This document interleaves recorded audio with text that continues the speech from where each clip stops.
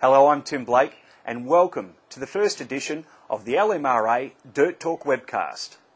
As part of the lead-up to the 2006-2007 series, we'll be talking to each and every driver that will be competing in the upcoming season. Recently, I caught up with Ben Ludlow here at the studios of All Australian Productions in Wanneroo, and we talked about his 05-06 Pro Dirt Series win and what's important to Ben Ludlow now. Ben, firstly, happy birthday. You turned 55 last week. Yeah, that's a bit of an occasion to be a 55-year-old late model driver.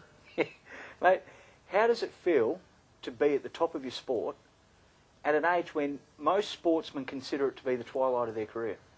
Well, it's a topic that comes up often with myself. Like all my mates that went to school all played football, and they probably retired 20, 25 years ago, and I'm still going. So it's motorsport's probably one of the better sports to be in if you want longevity.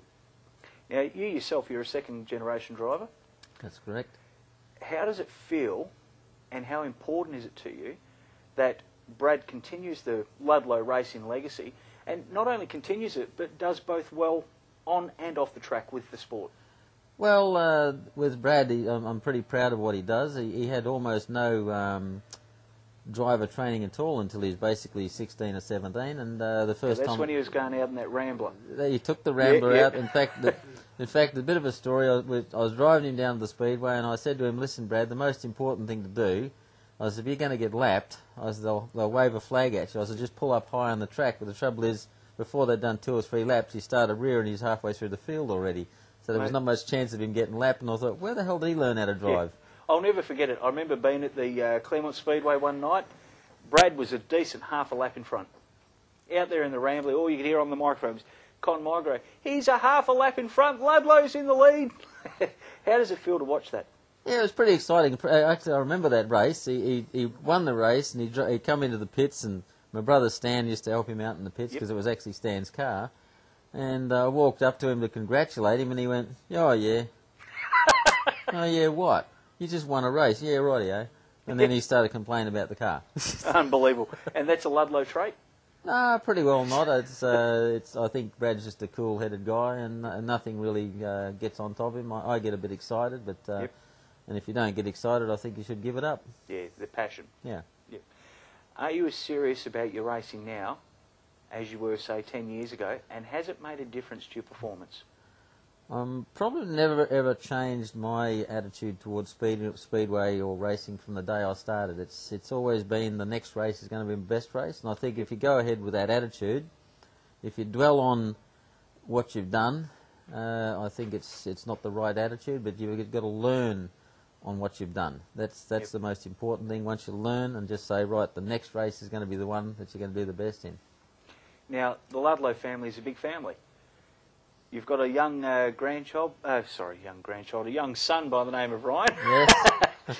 Now, you're enjoying football with him on Saturdays now? Yeah, actually, we just come from training over there, actually. He wants to go speedway race, and I said, and Ryan's got a few pounds on him. So I said to Ryan, I said, before you can go speedway racing, I can't build a car light enough for you to be competitive, believe it or not, in the junior sedans. And he's probably 20 kilos heavier than most of the kids because he's a big boy. Yep. And I got him down to playing football, and he plays for the Belladura Blacks, and he's really enjoying it, and he's losing a few pounds. And by the time the speedway season comes on, he should be about right.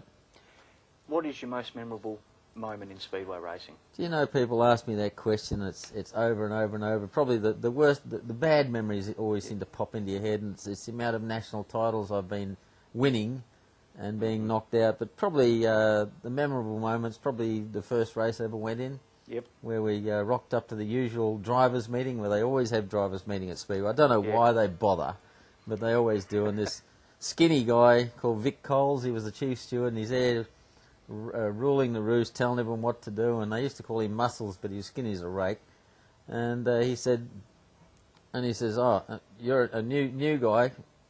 You'll have to start look at the board, and you'll figure out where to start." Because he hadn't put the board up yet. So anyway, I went over to the board and looked at the board, and the board had ROF written on it, and was written up the top. So I started right off front. And I won the race. So that's a pretty memorable moment. Yeah. Ben, and he gave us a lecture afterwards, but a good lecture. He never altered the position. He just or rerouted us on the track or anything like that. Yep. He let the race go on, and then after the race he says ROF means rear of field.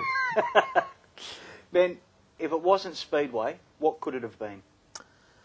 It could have been motorbike racing. We used to muck around motorbikes. In fact, we used to do motocross over the back of Dad's place, and I was pretty good at that. I used to play football as a kid at school, and all my mates that I used to play football with ended up playing with Swan Districts, and they were all good footballers, and I could play football just as good as those guys. So it could have been either anything, but Dad was a speedway freak, and my brother was a bit of a sort of speedway freak, but he wasn't. Kevin was the first one to restart racing, my brother, and he wasn't terribly good at it, and Dad says that's no good, so Dad kicked him out of the car and went driving, and from there on in it was sort of a foregone conclusion. One last question before we go, Ben. Is there anything else in Speedway you want to achieve?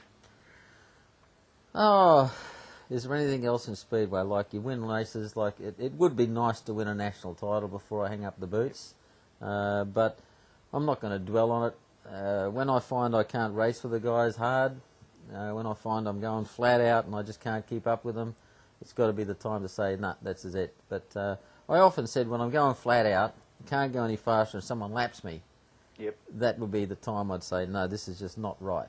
But it hasn't happened yet, so... But I'm not going to be a nuisance on the track like some people are. You know, you see them there, they're just doing it too long and they're just in the way or causing all sorts of trouble, and just that's not going to happen. Thank you very much, Ben Ludlow. Thanks, Timothy Blake.